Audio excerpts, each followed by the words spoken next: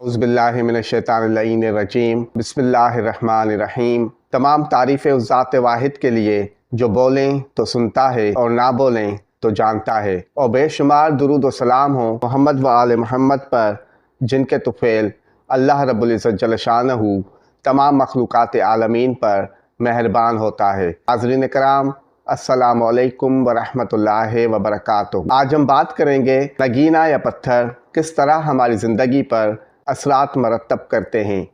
अल्लाह पाक अपने पाक कलाम कुरान मजीद की सूरह नूर में इरशाद फरमाता है, अल्लाह ताला समावात और ज़मीन का नूर है। इस आय मुबारक में नूर की पूरी तशरीह की गई है। इस तशरीह के पेश नज़र आसमान और ज़मीन रोशनी है, यानी आसमान और ज़मीन में मौजूद हर शे का क़याम नूर यानी रोशनी पर है।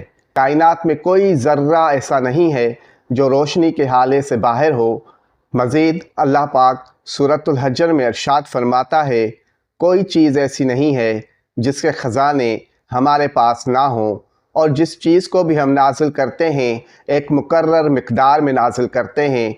रोशनी की ये अलग अलग मिक़दारें इनफरादियत पैदा करती हैं। रोशनी जब दिमाग पर नज़ूल करके बिखरती है तो उसमें रंग पैदा हो जाते हैं। रंगों की ये लहरें तख्लीक में वोल्टेज का काम करती हैं। कोई इंसान संख्या खाकर इसलिए मर जाता है कि संख्या के अंदर काम करने वाले बरकी निज़ाम का वोल्टेज इंसान के अंदर काम करने वाले वोल्टेज से बहुत ज़्यादा होता है। नगीना या पत्थर के अंदर भी रोशनी दौर करती रहती है। अगर किसी इंसान की रोशनियाँ और पत्थर की रोशनियाँ बाहम मुताबिकत रखती हैं तो पत्थर इंसान के लिए मुफीद होते हैं। जवाहरात की रोशनियाँ और इंसान के अंदर काम करने वाली रोशनियाँ बाहम मिलकर एक ताकत बन जाती हैं। पत्थर में काम करने वाली रोशनियाँ बराह रास्त दिमाग को तक़वियत देती हैं, जिसकी वजह से इंसान की बहुत सी छुपी हुई सलाहियतें बेदार हो जाती हैं। आम मुशाहिदा है कि कोई महलूल जिस्म पर लगाने से खाल जल जाती है और कोई दूसरी चीज़ जिस्म पर मलने से हमें राहत मिलती है।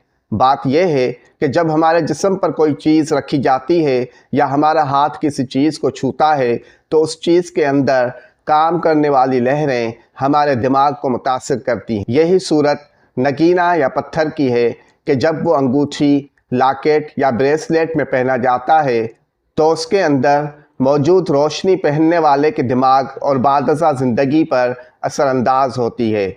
अब सवाल ये पैदा होता है कि किस इंसान को कौन सा पत्थर पहनना चाहिए जो उसके लिए मुफीद हो, या कौन सा पत्थर क्या असर मरतब करता है। इस मौजू पर हम बात करेंगे अगली वीडियो में इंशाअल्लाहुल अज़ीज़।